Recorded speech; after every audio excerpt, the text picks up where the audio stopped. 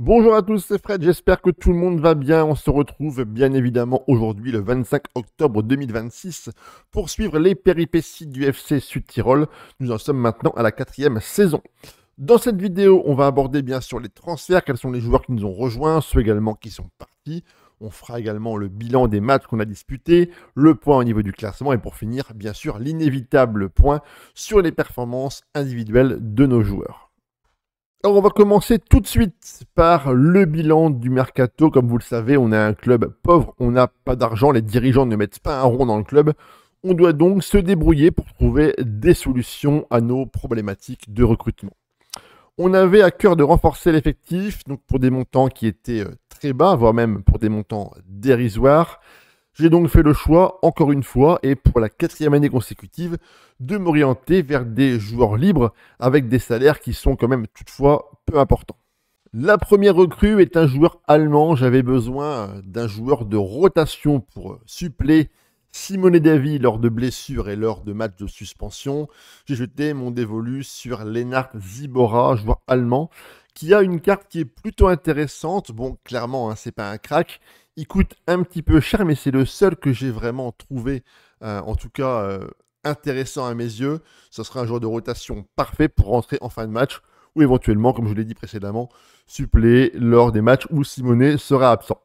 La recrue la plus importante, en tout cas celle en qui j'ai énormément d'attentes, c'est Ivan Lopez qui arrive en prêt pour un an en provenance de la Juventus. Il va me coûter quand même 2,7 millions d'euros, ce qui est quand même une somme qui est considérable pour un club comme nous. Mais en tout cas, Ivan a de très très belles qualités. C'est un attaquant complet qui peut briller dans tous les domaines différents. Il est bon techniquement, mentalement et physiquement. Bon, il est encore un peu jeune, il a 19 ans. Il vient pour s'aguerrir, progresser. En tout cas, je suis quasiment persuadé que lui, il va nous faire franchir un cap au niveau de la ligne d'attaque. Et pour conclure ce mercato, deux joueurs qui valent vraiment le coup d'œil. Le premier, on le connaît tous, il a joué à Toulouse pendant quasiment, je crois, 3 saisons. C'est Branko van den Boomen, un excellent joueur de ballon qui va être vraiment, au sein de mon milieu de terrain, le maestro, celui qui va pouvoir organiser le jeu. Il arrive pour jouer en tant que joueur important. Une position de meneur de jeu en retrait ou de meneur de jeu avancé va me permettre de lui laisser les clés de ma tactique. En tout cas, j'ai vraiment hâte de le voir briller sous ses nouvelles couleurs. C'est un joueur qui est excellent sur coup de pied arrêté, corner à 16 et coup franc à 16. Il va donc pouvoir, j'espère en tout cas du fond du cœur, délivrer des passes D pour les phases arrêtées qui sont une véritable option contre une équipe qui est parfois un petit peu en difficulté. Et la dernière recrue, c'est un gardien qui arrive en tant que remplaçant, un gardien serbe qui a une carte là encore plutôt intéressante. Le seul problème, c'est qu'il se blesse plutôt régulièrement. En tout cas, pour 44 000 euros par mois, on est sur un remplaçant d'un plutôt bon niveau. Et comme vous le savez, lors de mes passages en stream quasiment tous les soirs sur Twitch, j'ai décidé d'accorder à des joueurs la possibilité de venir garnir mon effectif. Là, par exemple, on a Gabriel Lema, qui appartient à Concombre. D'ailleurs, Guillaume, je te fais un petit coucou. Qui est prêté du coup dans un club de 3e division, il me semble. Bon, pour l'instant, les performances ne sont pas franchement convaincantes. Le niveau du joueur n'est franchement pas convaincant non plus. Mais en tout cas, on essaie de les faire progresser et c'est de bon augure pour la suite. Autre choix qui s'est avéré un peu plus judicieux ou peut-être plutôt un petit peu chanceux dans le choix du joueur. On a Armando Ajdini qui appartient à Vladi, qui est lui par contre sur une très bonne phase de progression. Il a maintenant 18 ans et on va essayer, en tout cas pour sa part, de l'intégrer de façon très régulière et en tout cas plus souvent dans le 11 de départ. Un autre point qui est extrêmement positif, c'est les finances du club qui sont dans le vert, un solde général à plus de 2 millions d'euros. Ça, c'est très intéressant, ça me permet très régulièrement d'aller taper à la porte des dirigeants, d'aller clairement les harceler. On va les voir quasiment tous les 3 semaines ou tous les mois en leur demandant de l'augmentation de budget pour les salaires, pour les transferts, de la modernisation du club. Enfin, dès qu'on peut, on va les voir. Il est vraiment temps de mettre en place une politique intéressante et sur le long terme pour pouvoir moderniser et implanter clairement FC Alto Adige dans le jargon de la Serie A. On passe tout de suite au match, mais pour faire un petit peu un résumé de ce que j'ai envie pour cette année, l'objectif est clair. Cette année, ça fait maintenant 4 ans qu'on est en Serie A. On se doit maintenant, et c'est, je pense, une progression logique, d'aller au moins chercher une place européenne pour l'an prochain. La LDC, ça me paraît quand même toutefois un petit peu compliqué. L'effectif est toujours un petit peu limité. Et on certainement manquer de qualité au niveau des joueurs. Par contre, l'Europa League ou la Conference League est à mon avis un objectif qui est relativement atteignable et on va tout faire et on va se battre pour aller décrocher notre première place européenne. Allez, c'est parti. Le championnat commence de la meilleure des façons. On ouvre tout de suite le compteur des victoires avec notamment un très bon succès à la maison contre l'équipe de Monza, équipe un peu surprise qui réalise de très bonnes performances. Ils ont notamment un joueur que moi j'adore, c'est Valentin Antov que je trouve vraiment excellent, un très très bon défenseur qui d'ailleurs finit quasiment homme du match de leur côté. En ce qui concerne la prestation globale de l'équipe, on était parti sur un 4-2-3-1 avec des joueurs extrêmement concentrés et très bons. L'homme du match, c'est notre joueur portugais Francisco Conceição qui finit avec la note de 8,2, 5 passes clés pour lui. Les buts ont été marqués par Branco van den Boomen pour sa première apparition, son premier but, il ouvre son compteur et ça c'est excellent pour le club. Et ensuite Conceição a marqué le but victorieux à la 77e minute de jeu. Alors clairement, c'est pas les plus beaux buts, mais au moins ça fait filoche. Ilié s'y prend à 2 fois pour centrer, le ballon revient sur Van den Boomen qui balance un missile sous la barre transversale. Et en deuxième mi-temps, en fin de match, sur un corner qui sera encore une fois extrêmement mal négocié par les joueurs de Monza, le ballon revient sur le petit portugais qui envoie un véritable missile dans le soupirail. Contre une équipe de Parme qui est pourtant annoncée comme parmi les équipes favorites pour la relégation, eh ben on a été tout simplement très mauvais.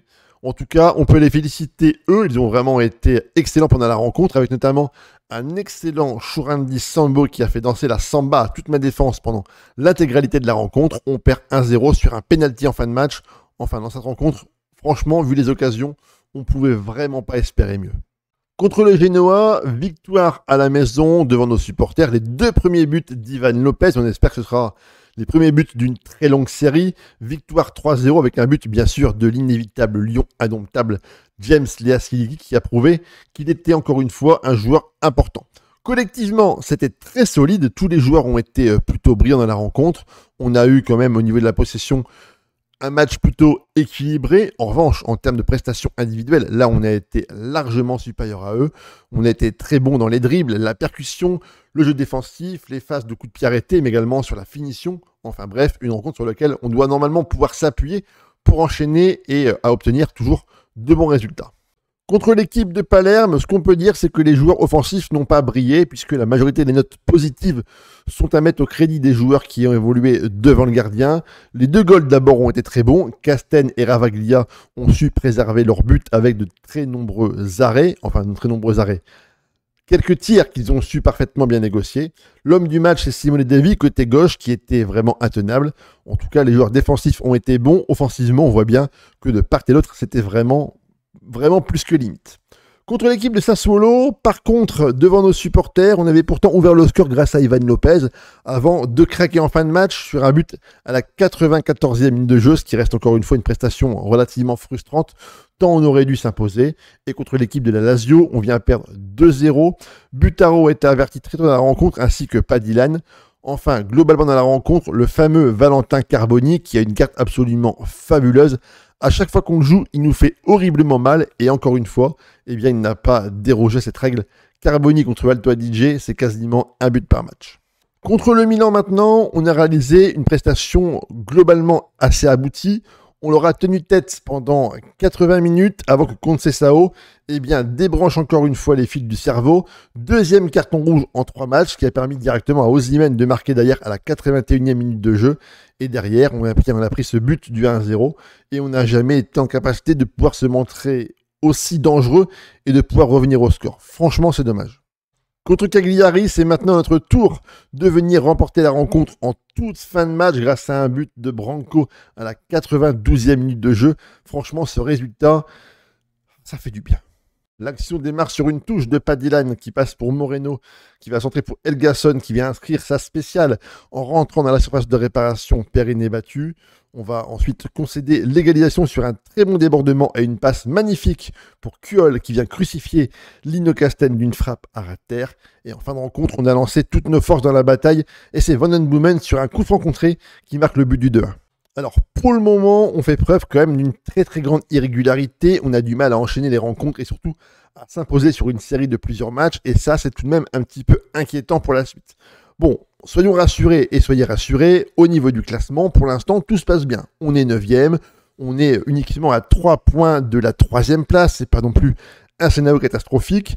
On a encore beaucoup de temps pour s'améliorer, on est uniquement qu'au mois d'octobre, on va mettre en place des choses tactiquement, il faut que les joueurs qui ont intégré la tactique, notamment notre buteur Ivan Lopez, commencent à intégrer notre système de jeu. En tout cas, j'ai bon espoir d'avoir des résultats qui seront nettement meilleurs pour la deuxième partie de saison. En termes de stats pour les buteurs, le meilleur buteur de Serie A, eh bien, c'est Artem Dovbyk, qui est avec une bonne série avec 7 buts déjà marqués. D'ailleurs, on retrouve Lukaku et Carboni qui sont également brillants. À noter que Bradley Barcola est arrivé maintenant du côté de l'Inter où il réalise des performances qui sont très très bonnes. Il est arrivé pour uniquement 38 millions d'euros. Et le petit Bradley, franchement, il s'éclate du côté de l'Inter Milan. Et au niveau des passes décisives, pour l'instant, nos joueurs sont loin. Ils sont même très très loin. On a Mathias Soulé avec 6 passes D, Facundo Torres avec 5 et derrière une flopée de joueurs à 4 avec Pellegrini, notamment Tavares, Matejou, qui sont vraiment eux aussi d'excellents joueurs de ballon. À noter tout de même que je n'ai pas prononcé le nom de Alexis parce que je ne voulais pas l'écorcher. Je pense qu'il me pardonnera. Pour les performances individuelles, là encore, je vous l'avais dit, on avait vraiment besoin d'un buteur et pour l'instant, Ivan Lopez remplit parfaitement ce rôle avec déjà 6 buts en 10 apparitions, ce qui est plutôt très intéressant. Note moyenne pour l'instant pour lui de 7,06, ce qui est vraiment très très bien. Van den Boomen, là encore, confirme son statut de joueur important avec 4 buts, 3 passes D, 2 fois homme du match. On avait besoin d'un joueur pour animer la plaque tournante de la tactique et on est vraiment tombé sur le profil idéal. Et d'ailleurs, on retrouve d'excellents joueurs, notamment notre défenseur Giorgio qui est encore une fois dans la bataille avec déjà 2 buts marqués sur coup de pied arrêté et ensuite quelques petits buteurs assez parsemés qui prouvent aussi qu'ils ont une place importante dans l'effectif. Une chose qui est aussi très positive, c'est que l'an dernier, rappelez-vous, au niveau des notes moyennes, c'était franchement pas ça du tout. Là, par contre, on est sur des joueurs qui ont des prestations individuelles qui sont relativement bonnes. Et ça veut dire que la tactique est plutôt bien en place, que les joueurs sont en confiance, que la dynamique de groupe est sur une bonne lancée. Allez, on est vraiment parti normalement pour obtenir de bons résultats pour la deuxième partie de saison. Pour les prestations, dirigeants et supporters sont ravis du travail qu'on effectue dans le club. Pour les prestations en match, bon, hormis des petits accros contre le Milan et la Lazio, qui sont des matchs plutôt perdus de façon assez logique, on est grosso modo sur une influence plutôt positive, à la fois sur le staff, mais également sur nos nombreux fans. Pour le marché des transferts, le point positif, c'est l'arrivée de Van den Boomen, qui a vraiment comblé nos dirigeants. On est vraiment sur du A+, ce qui est extrêmement rare. Et ça, c'est très bien d'avoir réussi un si beau et un si grand recrutement pour le club. La tactique est bien accueillie par l'ensemble des réactions et pour l'effectif, globalement, tout se passe bien, tout le monde est content. D'ailleurs, au niveau de la dynamique de groupe et de l'état d'esprit, on n'a pas de joueurs mécontents, quelques joueurs qui sont un petit peu inquiets. Ça, grosso modo, c'est plutôt normal. Mais bon, normalement, tout se passe bien, tout est positif. On a tout pour faire une très très grande deuxième partie de saison. La vidéo est maintenant terminée. Vous allez pouvoir me retrouver dans les 2 petites vignettes qui vont maintenant s'afficher en haut de votre écran. On n'hésite pas, on s'abonne, c'est gratuit, on commente, on like et on partage. C'est hyper intéressant et important pour le référencement et la visibilité. Vous retrouverez également en description un lien vers Twitch pour venir me rejoindre quasiment tous les soirs. On est maintenant entre 7 et 10, on fait des blagues, on fait des jeux de mots, on fait des quiz, on parle de foot, on parle de la vie en général. Enfin bref, on s'amuse très bien. N'hésitez pas à nous rejoindre, franchement ça me ferait plaisir de discuter avec vous. Allez, ciao.